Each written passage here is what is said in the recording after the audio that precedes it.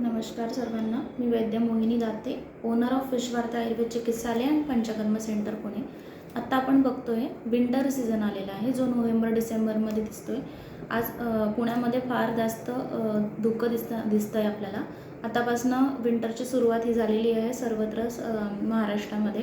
तर विंटरमध्ये जी skin tanning जे म्हणतो आपण, ते फार बघायला मिळत असतं की डार्कनेस स्किनमध्ये जास्त मिळतं, ड्रायनेस जास्त मिळतं. तर हे का होतं याची आधी कारणे जाणूयात आणि आपण त्याच्यावर आयुर्वेद पद्धतीने कसा उपचार करतो ते पण थोडक्यात जाणूयात.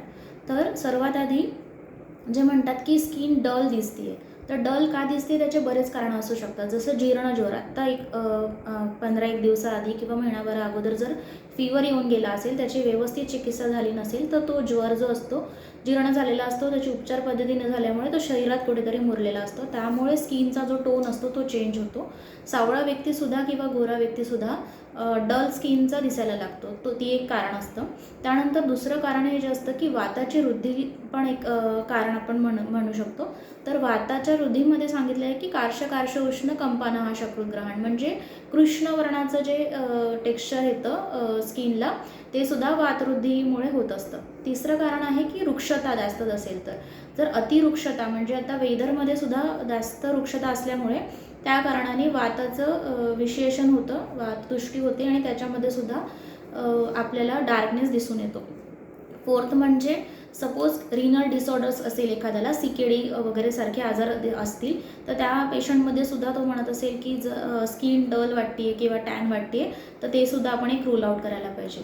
पाचवं कारण म्हणजे मेद स्रोतच जर अफेक्टेड असेल, जसं ओबेसिटीचा पेशंट असेल किंवा प्रमेहाचा पेशंट असेल, या पेशंटमध्ये सुद्धा मानेच्या भागाला ब्लॅकिश असं दिसून येतं आपल्याला. आणि मेदवा स्रोतसाचं पण आपल्याला कसं असतं की ओबेस पेशंट असेल आणि त्याच्यामध्ये एक्सेस स्वेट जनरेट होत असेल, तर स्वेद हा मेदाचा मल असल्यामुळे त्या पेशंटमध्ये सुद्धा आपल्याला डार्कनेस, जसं जिथे फोल्ड असतात, ॲक्झिलरी फोल्ड, नेक एरिया, फिमेलमध्ये ब्रेस्ट लेंजन बिलो असं ठिकाणी सुद्धा ब्लॅकिश डार्कनेस स्किन दिसून येतं आपल्याला. तर त्यामध्ये मेद शमन चिकित्सा म्हणजे मेदोपाचक वगैरे औषधी असे सगळे वापरून आपल्याला त्याच्यामध्ये चिकित्सा करता येते. त्यानंतर आपण जे बघतो की इन्सुलिन रेजिस्टन्स असेल एखाद्या पेशंटमध्ये, प्री डायबेटिक असेल, आजकाल बऱ्याच वेळा आपण दिसतं आपल्याला की एक साधारण 15-16 वर्षाचे मुलं असतील, मुली असतील, तर त्यांनासुद्धा प्री डायबेटिकचे सिम्पटम्स असतील, सेडेंटरी लाईफस्टाईल असेल आणि फास्ट फूडचं एक्सेस एक्सपोजर म्हणजे जास्त प्रमाणात खाण्यात येत असेल आणि त्यांचं जर ॲक्टिव्हिटी नसेल, एक्सरसाइज नसेल, तर अशा पेशंटमध्ये सुद्धा प्री डायबेटिक सिम्पटम्समुळे नेकलाईन एरियामध्ये डार्कनेस दिसतं आपल्याला. तर त्यामध्ये प्रमेह जामन चिकित्सा केली पाहिजे. असं नाही की सर्व पेशंटला सर्व वर्णकणातलं औषधं लागू पडतं. जसं पर्टिक्युलर प्रमेहाचं अफेक्टेड असल्यामुळे वातश, पित्तश किंवा कफश कुठल्या प्रकारचा प्रमेह आहे त्यानुसार आपण ठरवून त्याला नेकलाईन एरियामध्ये कुठली उद्वर्तन औषधं देऊ शकतो, पोटातनं कुठली औषधं देऊ शकतो, ते नाडी परीक्षा करून ठरवून आपण त्याला ट्रीटमेंट दिल्याने त्याच्यावर गुण येणार आहे.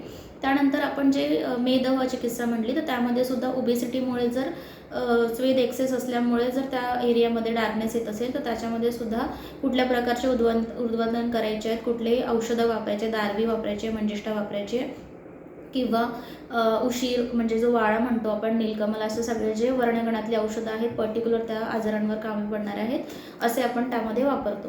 त्यानंतर वाताचे जे ड्रायनेस म्हटलं आहे, त्याच्यामुळे वृक्षतेमुळे जे डलनेस येतो स्किनचा, ब्लॅकिश कलरचं स्किन टोन होतो आपला, त्यामध्ये काय करायचं असतं, तर वृक्षता जी सांगितली आहे, तर या पिरियडमध्ये सर्वात जास्त अभ्यंग स्नान करायला सांगितलं. जसं दिवाळीमध्ये ट्रॅडिशनली आपण म्हणतो की अभ्यंग स्नान करावं, तर हा 3 महिन्याचा पिरियडमध्ये वाताचं दृष्टी असल्यामुळे आपण त्याला वातशमन चिकित्सा म्हणून अभ्यंग करायला सांगत असतो. तर वातशमन करणारी औषधं सिद्ध जर अभ्यंग केला गेलं, तर जे वृक्षता आणि ब्लॅकिश कलरचं स्किन होतं ते सुद्धा कमी होताना आपल्याला दिसून येतं.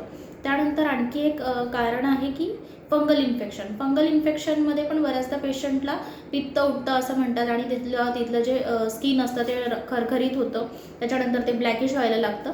अशा पेशंटमध्ये सुद्धा डार्कनेस येत असेल, तर त्याच्यामध्ये अँटी फंगल जे औषधं असतात, जसं करंज आहे, मंजिष्ठा आहे, खदीर आहे, बाकूची आहे, बाकूची तेल वगैरे, हे सगळ्या चूर्णांचं उद्वर्तन किंवा तेलसिद्ध वापरून आपण त्याला ॲप्लिकेशन करायला दिली आणि काही जर पोटातली औषधं दिली, तर आपल्याला या सर्वांमध्ये गुण येताना दिसून येतो. सर्व पेशंटमध्ये फक्त डलनेसचं कारण हे वर्णगण वापरून होत नाही. त्या आजारांमुळे जर इंड्यूस डलनेस डार्कनेस येत असेल त्यामध्ये आपल्याला तशी चिकित्सा करायला पाहिजे. जसं डोळ्यांच्या खालीसुद्धा डार्कनेस येताना दिसून येतं, तर लोकली जसं कुकुंबर वगैरे वापरतात लोक, तसं त्याच्यामध्ये जो आईज जे आपले आईज आहेत, जे डोळे आहेत आपले नेत्र, ते मज्जाधातूचं स्थान असल्यामुळे आयुर्वेदानुसार आपण त्याला मज्जाधातूचं स्थान म्हणतो. त्यामध्ये स्थानाला काम करणारी औषधं जसं आल्मंड आहेत, अक्रोड आहे, असे सगळे औषध सगळे जे ड्रायफ्रुट्स आहेत ते सुद्धा पोटातनं घेताना किंवा साधं आल्मंडला आपण चाळणवर उगाळून त्याचासुद्धा लेप लावला तरीसुद्धा आपल्याला उत्तम त्याचा रिझल्ट मिळू शकतो. पण जर टेन्शन असेल, स्ट्रेस असेल, एखाद्या पेशंटला झोप होत नसेल, मानसिक आजाराने पीडित असेल, तर अशा पेशंटलासुद्धा डोळ्याच्या खाली जर वर्तुळ येत असतील तर वर्तुळाच्या खाली, तर त्या पेशंटमध्ये शिरोधारा ही पंचकर्माची जी प्रक्रिया सांगितली आहे, पंचकर्मामध्ये शिरोधारा ही प्रोसिजर केल्याने त्याच्यामध्ये उत्तम गुण येताना दिसून येतो. जसा शिरोधारा केल्याने ब्रह्मरंध्रामध्ये जे कॉन्स्टंट तैलधारा किंवा तक्रधारा आपण पेशंटनुसार, जसं सोरायसिसच्या पेशंटमध्ये तक्रधारा केली जाते, तर आपल्याला रिलॅक्सेशन थेरपी करायची असेल तर तैलधारा करतो आपण. तर त्यामध्ये तसं केल्यामुळे एक जनरलाइज त्याला रिलॅक्सेशन मिळत असतं आणि त्याची झोप व्यवस्थित होत असेल आणि ते एक कारण असेल तर शिरोधाराने त्याला रिलॅक्सेशन मिळाल्यामुळे सुद्धा त्याच्या डोळ्याच्या खालचे जे डार्कनेस आहे ते सुद्धा आपल्याला दिसून येतं.